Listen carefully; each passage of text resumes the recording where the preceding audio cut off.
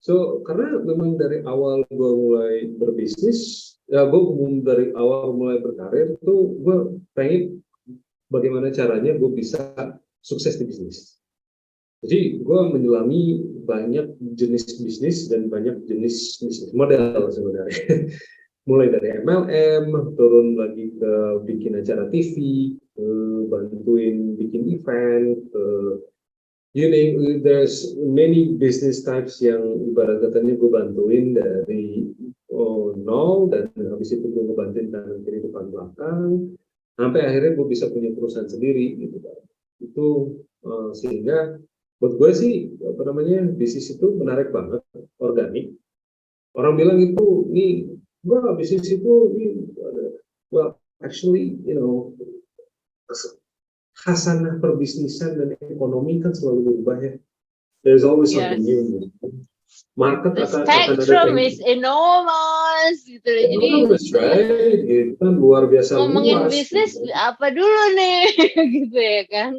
Bidangnya yang mana dulu nih gitu ya kan. Betul. Tapi sebenarnya kalau misalkan dari awal gitu loh, benar-benar yang oke lah, mungkin dulu sambil gitu ya kan, nyambil part time, yang benar-benar kapan sih yang lu beneran, oke, gue nyemplung di bisnis. Oke, ini keputusan gue tuh kapan? Kalau gue sih, gue udah kalau gue sih dari awal gue bilang gue mau terjun menjadi pengusaha. Itu memang end game gue adalah gimana caranya gue harus sukses menjadi pengusaha. Gitu. Jadi apakah gue mau jadi CEO-nya Pertamina? Nggak ada kebayang. Atau gue misalnya menjadi direkturnya BCA gitu kan? Nggak ada kebayang gitu kan, karena nggak secara hati nurani gue tuh nggak ada vibrasi yang connect gitu. Tapi begitu kita ngomongin bisnis, karena satu hal yang pada saat gue sekolah perhotelan adalah dosen gue cerita mengenai ini satu perusahaan punya anak usaha, satu travel, satu dia punya beberapa hotel, terus habis itu dia punya airlines. Loh, wah keren banget kalau misalnya punya anak beranak jaringan bisnis begitu ya gitu. Itu yang gue pikir, dan gue ngerasa bahwa pada waktu itu ya gue emang orangnya rada gitu ya, gue I tend to think a little bit far gitu kan. Jadi begitu gue melakukan sesuatu, gue pengen tahu end goal itu gimana. Itu sedikit banyak karena gue terpengaruh pada saat gue jadi atlet ya, gue harus planning dong untuk gue misalnya pertandingan A gitu kan, kemampuan gue udah sampai mana nih, jadi gue harus planning dulu gitu untuk latihannya seberapa keras, seberapa intens untuk bisa kira-kira perform di pertandingan itu. Sehingga ya proses planning untuk bisa sampai ke situ merupakan salah satu hal yang gue dari baca buku personal development, dari mana gue pikir oh ternyata tuh bisa ya kita untuk bisa yang namanya planning hidup kita tuh sebenarnya kita bisa sampai kemana. Yang gue cocok tuh sebenarnya bisnis. Nah, gue sih nggak bisa bilang bahwa semua orang akan seperti itu. Kapan lo akan terjun ke bisnis? Menurut gue ini, lo minimum di dalam sekali dalam hidup, lo harus nyoba untuk bisnis skala kecil. Kalau terus skala mikro. Dan makanya menemukan pola yang kira-kira kita bisa membantu. Karena kan gue latar belakang gue adalah gue coach instruktur, dan gue bahkan sekarang menjadi pemberi sertifikasi untuk menjelaskan untuk olahraga sepatu roda. Gue memberi sertifikasi ke pelatih untuk mengajar sepatu roda. So, salah satu tugas gue adalah membuat konten itu jadi simple atau mudah dimengerti, sehingga deploy ke orangnya juga basically mudah dimengerti dan efektif. Gitu kan. Sehingga gue ngeliat bisnis pun sama. Gitu kan.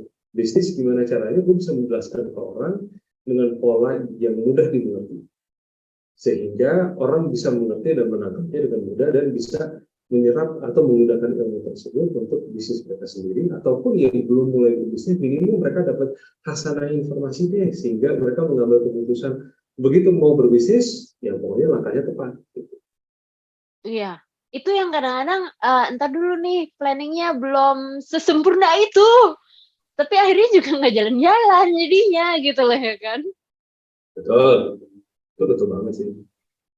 Iya, jadi, ya tunggu belum cukup data, ya datanya trial and error aja, udah nyemplung dulu Bro, gitu ya kan. Oh, itu betul banget karena pada dasarnya begitu kita mempertimbangkan untuk terjun di bisnis apa enggak, um, orang berpikir bahwa bisnis pertama merupakan bisnis mereka di mana mereka akan sukses. Itu ekspektasi, itu asumsinya. Gitu kan. Padahal sebenarnya jujur ibaratnya gini, dulu begitu belajar, misalnya ikut kelas Muay Thai deh. Lo kalau misalnya ikut kelas Muay Thai, di kelas pertama lo akan bisa jago Muay Thai. Enggak.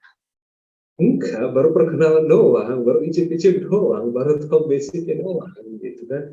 So, kalau misalnya misalnya anggaplah berbisnis itu seperti lu akan jago olahraga bisnis, gitu kan. Jadi lu akan, itu merupakan kumpulan skill set, kumpulan mindset, skill set, kemampuan kefasihan untuk bagaimana berperilaku dan bertindak tanduk di dalam konteks bisnis, di mana kalau misalnya memang Anda akan ahli di industri itu, di misalnya di area itu, ya Anda akan bisa membuat bisnis-bisnis yang successful gitu kan. Cuma kalau misalnya pengen bikin bisnis yang sukses di pertama kali dan Anda belum pernah bikin bisnis sebelumnya, ya sorry itu sih lo akan kecewa, Bu. Karena ada masanya sekian bisnis pertama tuh yang prosesnya kita cek ombak gitu ya kan, nyemplung dulu gitu ya kan, nggak langsung berenang nyelam kan, gitu loh. Jadi Dan kadang yang jadi dan kadang-kadang yang jadi interesting adalah personality type lu juga. personality itu kayak gimana menghadapi, bukan thriving tapi downfall-nya itu juga reaksi menghadapi Oke, downfall itu juga itu gitu loh.